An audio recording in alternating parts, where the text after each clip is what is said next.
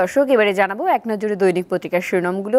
আমার হাতে প্রথমেই আছে দৈনিক যুগান্তর। তাদের প্রধান শিরোনামে যেটি জায়গা পেয়েছে, গার্মেন্টস শিল্পে পরিকল্পিত অস্থিতিশীলতা, নেপথ্যে ফ্যাসিস্টের দোসররা।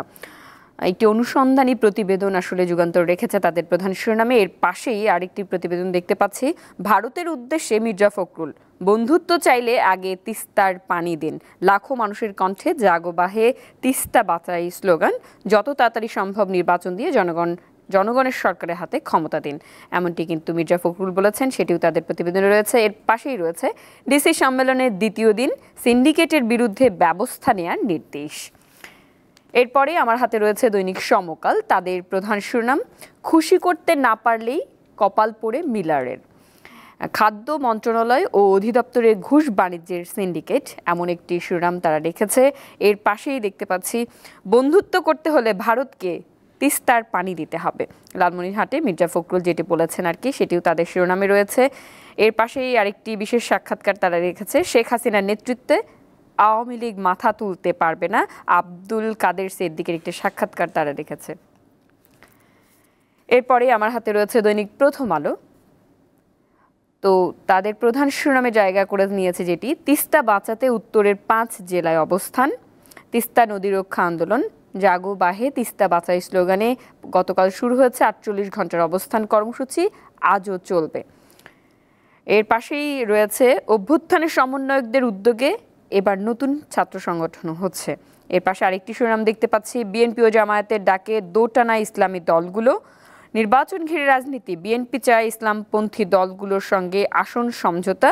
জামায়াত তৎপর ইসলামীপন্থীদের ভোট এক বাক্সে আনতে, এমন একটি শিরোনাম রেখেছে। এর পাশেই দেখতে পাচ্ছি, জুলাই গণ অভ্যুত্থান, আহতদের শাহবাগ মোড়ে অবরোধ, যানজটে ভোগান্তি।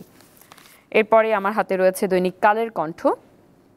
তাদের প্রধান শিরোনামে যেটি জায়গা পেয়েছে, একই শিরোনাম, জাগো বাহে তিস্তা বাঁচাই স্লোগানে তিস্তা পারে লাখো মানুষের সমাবেশ। বন্ধুত্ব চাইলে তিস্তার পানি দেন, সীমান্ত হত্যা বন্ধ করেন বলেছেন মির্জা ফখরুল, সেটি রয়েছে। এর পাশেই রয়েছে, বিশ্বে বাংলাদেশকে নতুন মর্যাদা দিলেন ডক্টর ইউনূস, এমন একটি প্রতিবেদন তারা রেখেছে। আরও একটি দেখতে পাচ্ছি প্রতিবেদন, 63 বিশ্ববিদ্যালয়ে ভারাক্রান্ত ঢাকায় সরকারি 8টি, বেসরকারি 55টি, সারা দেশে 170টি বিশ্ববিদ্যালয়। অনুমোদনের অপেক্ষায় একাধিক এবং বিশ্ববিদ্যালয়ের সংখ্যা কমানোর সুপারিশ টাস্কফোর্সের, এমন একটি শিরোনামও রেখেছে দৈনিক কালের কণ্ঠ। এরপরে আমার হাতে রয়েছে দৈনিক বণিক বার্তা। তাদের প্রধান শিরোনামে যেটি জায়গা পেয়েছে, নতুন নোটেও থাকছে শেখ মুজিবেরই ছবি, এমন একটি শিরোনাম তারা রেখেছে।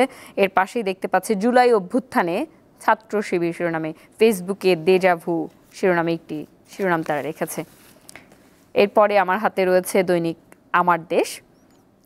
আমার দেশের প্রধান শিরোনাম, সামিট গ্রুপের দখলে ইন্টারনেট খাত, নীতিমালা লঙ্ঘন করে 6 লাইসেন্স, অদৃশ্য কারণে ধরাছোঁয়ার বাইরে এবং সরকারি ব্যান্ডউইথ অব্যবহৃত, ভারত নির্ভরতা বাড়ছে।